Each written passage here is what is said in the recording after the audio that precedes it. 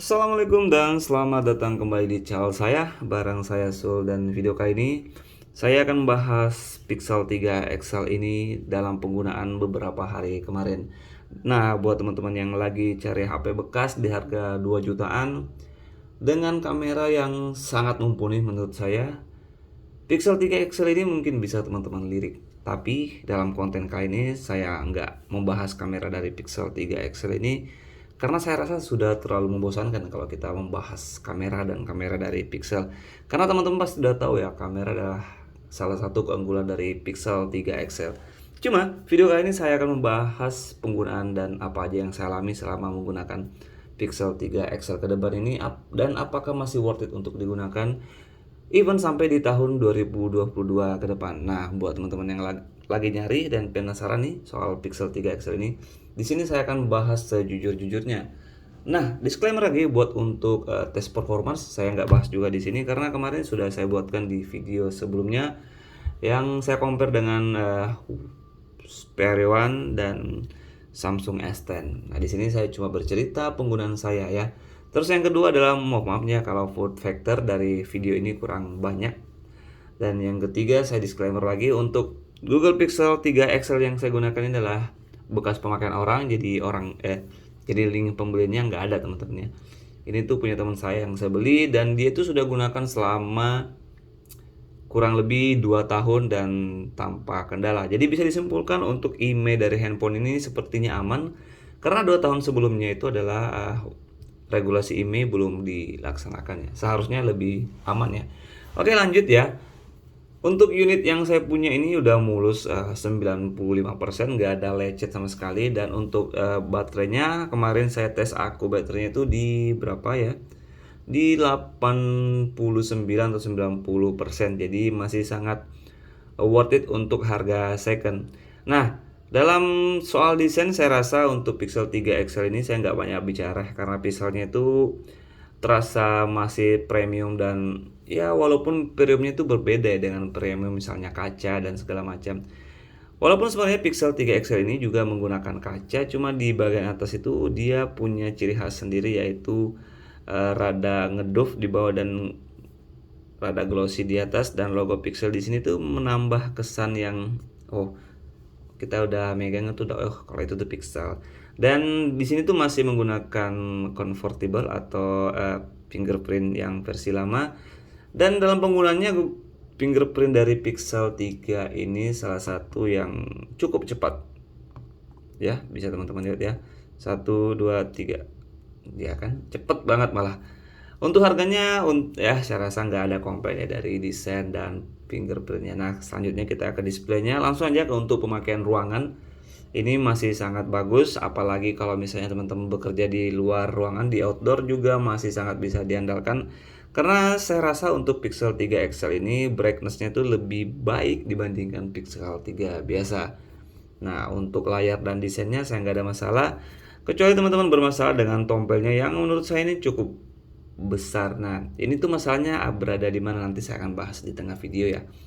Lanjut ke performa sehari-hari ya. Kalau misalnya digunakan untuk bermain Facebook, Instagram, YouTube dan segala macam itu, ya ini tuh bisa berjalan dengan sangat baik walaupun sebenarnya dia itu cuma menggunakan RAM 8 GB dengan Snapdragon 845. Ya, walaupun campurannya cuma segitu, sayangnya di sini tuh Google Pixel 3 XL itu performanya nggak mengecewakan sama sekali. Karena kita tahu dukungan software dan kestabilisasi dari Android murni yang membuat performa dari Pixel 3 XL ini terasa sangat smooth dan terasa sangat snappy digunakan, mengingat umurnya yang nggak muda lagi teman-teman ya. Jadi kalau misalnya masih mau digunakan sampai di tahun 2022 sih saya rasa performanya nggak akan turun terlalu jauh, karena kita tahu ya Android itu memberikan Google itu memberikan update software yang berkala. Ngomong-ngomong soal update software di Google Pixel 3 ini tuh sudah sampai di Android 12 juga ya. Cuma di sini tuh saya tahan di Android 11 karena sepengalaman saya di Google Pixel 4 kemarin itu untuk Android 12 itu rada boros. Jadi ini saya tahan di Android 11 saja. Dan selama penggunaan di Android 11 ini sama saya nggak mengalami banyak masalah, bahkan ya masih lancar-lancar aja digunakan sehari-hari. Lanjut kita ke performa baterainya teman-teman. Untuk baterainya di sini tuh saya ngecas menggunakan ini tuh cas original Pixel, tapi ini tuh yang by Singapura. Kalau kita menggunakan ini, dia itu 1 jam sudah 90%. Mengingat ini versi Excel ya, buat teman-teman yang pernah pakai Pixel pasti ngerasa rada lama ngecas Pixel. Tapi kalau menggunakan charge ini yang ori ini, dia itu 1 jam udah 90%, itu lebih baik ya. Karena itu yang versi Excel dan baterainya juga lumayan tinggi di 3000 sekian, itu 3000 lebih. Dan untuk penggunanya dari full charge kita langsung aja. Kalau di sini saya menggunakan Mobile Legend ya, gamenya Mobile Legend. Kalau saya dari 100% itu bisa 5 kali match dan tersisa 20% lebih. Jadi sekali match itu adalah 25 sampai 30 menit ya. Jadi bisa sampai segitu. Kalau misalnya penggunaan sehari-hari tanpa game itu 4 jam sampai 5 jam screen on time. Dengan catatan itu untuk jaringannya adalah random, ada wifi dan ada data seluler. Ngomong-ngomong soal jaringan ya, karena ini tuh versi yang global, dia tuh bisa menangkap jaringan 4G dengan sangat baik ya. Di sini kita bisa lihat untuk jaringannya serasa sampai sini. Untuk speed testnya sendiri, kita langsung aja tes speed testnya di sini. Saya rasa ini tuh lebih baik ya dibandingkan speed test dari Xperia One kemarin yang saya lupa kemarin berapa ya. Sepertinya rada turun ya. Nah, untuk pingnya di sini adalah 42 ms, jitter agak tinggi di 228 ms.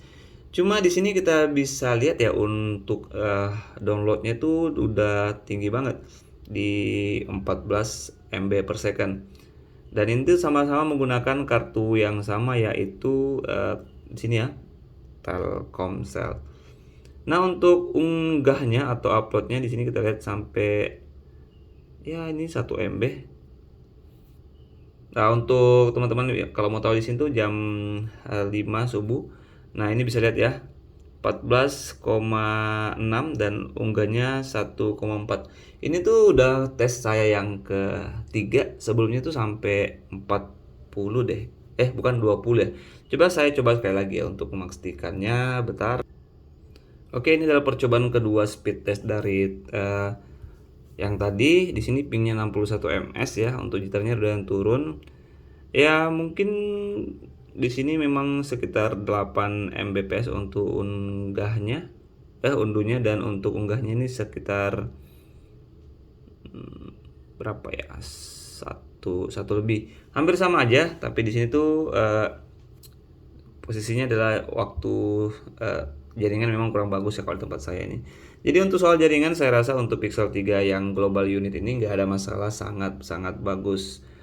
Dan sinyal sudah ya, kamera saya nggak perlu bahas ya. Cuma di sini tuh kelebihan dari Pixel 3 XL ini dibandingkan Pixel yang lain adalah dia udah punya kamera wide untuk selfie-nya. Jadi buat teman-teman yang suka selfie rombongan, ini tuh masih oke, salah satu nilai jual malah menurut saya.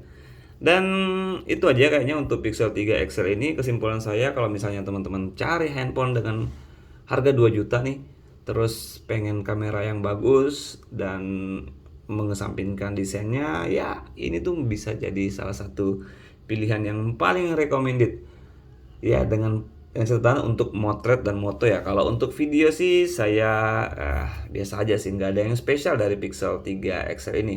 Dan untuk multimedia juga saya rasa masih mantap banget ya, seperti yang di video sebelumnya, dimana speaker Pixel 3 XL itu menjadi salah satu yang terbaik menurut saya. Karena emang selain dia besar, dia tuh bassnya bagus banget ya teman-teman untuk performa speakernya. Kita tes aja sedikit kali ya. Seberapa penting sebenarnya speaker? Ya penting sebenarnya kalau menurut saya, buat untuk nelpon di luar ruangan, bahkan untuk mendengarkan musik yang kerja di ruangan dikala lagi istirahat. Ini tuh salah satu poin berlebih menurut saya. Ya, kalau kita coba langsung ya.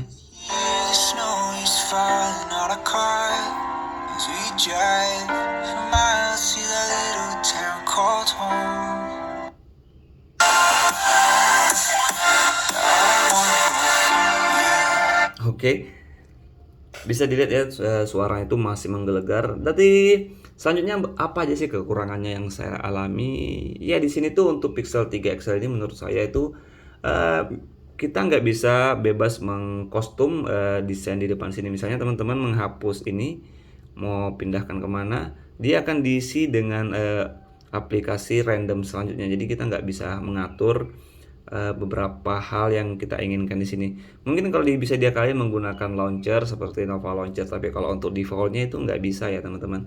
Terus saya kemarin coba memindahkan data menggunakan USB OTG langsung ke sini tuh, saya rasa tuh saya mengalami beberapa bug di mana tuh untuk memindahkan datanya tuh kayak nyangkut-nyangkut gitu, nggak bisa pindah dan susah untuk dipindahin. Akhirnya pindahan data menggunakan OTG data memang datanya lumayan tinggi di 1,2 GB. Dan selain itu aja kendala yang saya alami sampai sekarang. Sisanya masih sangat mulus, sangat worth it digunakan dan masih sangat mantap banget digunakan.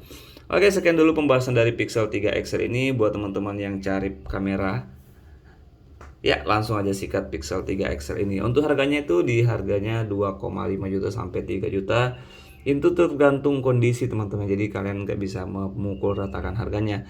Dan untuk harganya yang agak turun, mungkin teman-teman bisa pilih yang Pixel 3. Untuk Pixel 3a saya nggak rekomendasikan ya, karena udah terlalu jadul kayaknya. Prosesornya juga mid range, dimana tuh kalau processing gambarnya itu lumayan lama. Dan untuk Pixel 3 XL juga sudah terasa cukup lama ya. Tapi kalau misalnya teman-teman pengen HP yang rada all-rounder, mungkin Xperia One ini bisa jadi solusinya juga. Oke, sekian dulu video kali ini. Sampai ketemu di video selanjutnya. Dan sebelumnya, kalau misalnya ada pembahasan yang kurang menarik dan pembahasan yang salah, teman-teman bisa luruskan di bawah. Dan ya, mohon maafnya sebenarnya kalau fun factor dari video ini kurang banyak. Oke, Sul di sini dan sampai ketemu di next video. Sul out.